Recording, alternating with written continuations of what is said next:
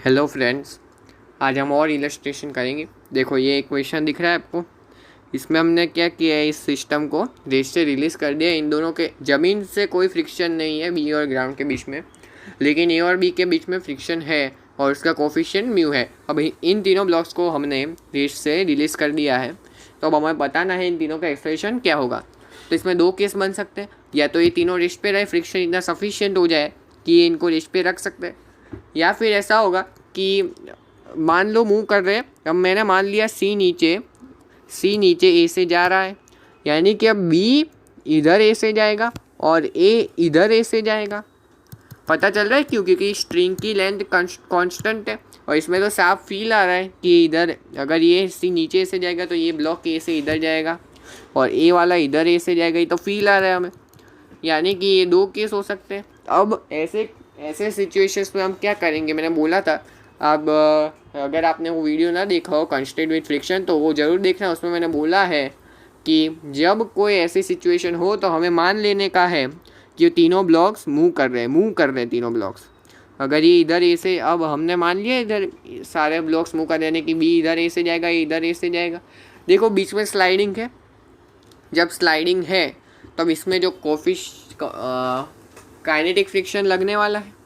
अब सबसे पहले हम ए की एफ बनाते हैं। तो ए इधर ए से जा रहा है और इधर T1 है, इधर T1 है और फ्रिक्शन इसमें पीछे लगेगा। क्यों? क्योंकि ये स्लिपिंग को रोकना चाह रहा है। बी जो है वो इधर ए से जा रहा है और इस पर इसलिए इधर फ्रिक्शन लगेगा, काइनेटिक फ्रिक्शन। और काइनेटिक फ्रिक्शन की एक ही डायरेक्शन होती है, इसलिए वो डायरेक्शन हम गलत नहीं मान सकते। स्टैटिक फ्रिक्शन में तो कोई भी मान लो उल्टा आ सकता है, कोई प्रॉब्लम नहीं है उसमें, लेकिन इसमें हमें कोई एक फिक्स डायरेक्शन होती है और वही हमें दिखनी पड़ेगी, वरना हमारा आंसर नहीं आएगा। अब देखो बी पे पीछे T1 लग रहा है और आगे T2 लग रहा है। और जब हम सी की बात करेंगे तो ऊपर T2 लग रहा है, नीचे mg लग रहा है और नीचे ए से जा रहा है। अब हम फोर्स इक्वेशन लिखते हैं तीनों के लिए। देखो सी के लिए लिखेंगे तो mg minus T2 equal to m है, ये हुई पहली इक्वेशन। अब हम जब बी के लिए लिखते हैं तो T2 minus T1 minus F equal to m है, ये दूसरी इक्वेशन। जब आप एफ को देखोगे, इसकी एफ को देखोगे तो आगे T2 लग रहा है और बाकी T1 और F पीछे लग रहा है। और जब हम ए की बात करेंगे तो T1 minus F equal to m है, ये हुई हमारी तीसरी इक्वेशन। इनको सॉल्व करते हैं। अब देखो हम तीनों इक्वेशन को ऐड कर देते हैं। तो देखो ऐड करने से क्या फ़ायदा होगा, T2 कट जाएगा, T1 कट जाएगा, तो आखिर फाइनल में क्या आएगा, mg minus 2f equal to 2m plus m into a. अब f क्या है, काइनेटिक फ्रिक्शन, और काइनेटिक फ्रिक्शन की एक कांस्टेंट वैल्यू होती है जो म्यू एन होती है, म्यू के एन, यानी कि म्यू इंटू mg। नॉर्मल इस केस में mg है, यानी कि फ्रिक्शन की वैल्यू आ गई। फ्रिक्शन की वैल्यू क्या है, mu mg।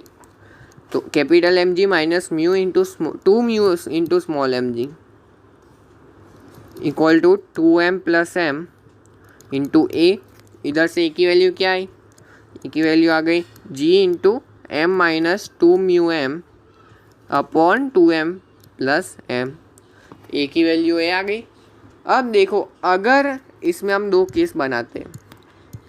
Case 1, if A greater than 0, तब जो हमने एक्सप्रेशन माने तीनों का वो वही रहेगा, और वो जो होगा वो होगा g into m minus 2 mu m by 2m plus m। और ये ग्रेटर देन 0 यानी कि m greater than 2 mu m। इस केस में तीनों ब्लॉक्स एक एक्सप्रेशन से मूव करेगा और डायरेक्शन जो हमने मानी है वही। केस 2,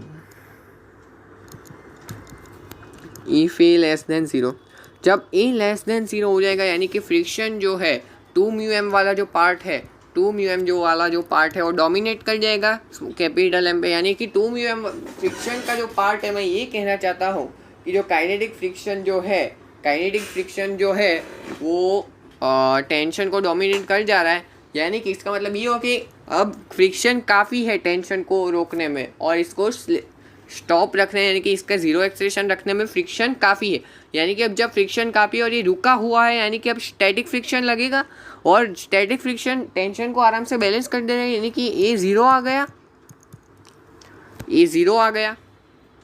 अब इस केस में ऐसा होगा कि कोई से भी एक ब्लॉक का ए ज़ीरो हो गया तो बाकी साइड का ए ज़ीरो ही होगा। अब इसमें ए कब ज़ीरो हो गया, जब m minus two mu M जो है वो लेस देन ज़ीरो हो गया, इसका मतलब two mu M greater than m।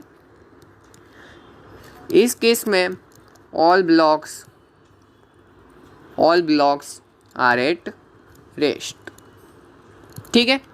और ये केस में देखो, ये केस में all blocks are moving with acceleration a, ठीक है। तो ये क्वेश्चन को हम इस तरह से अप्रोच करेंगे।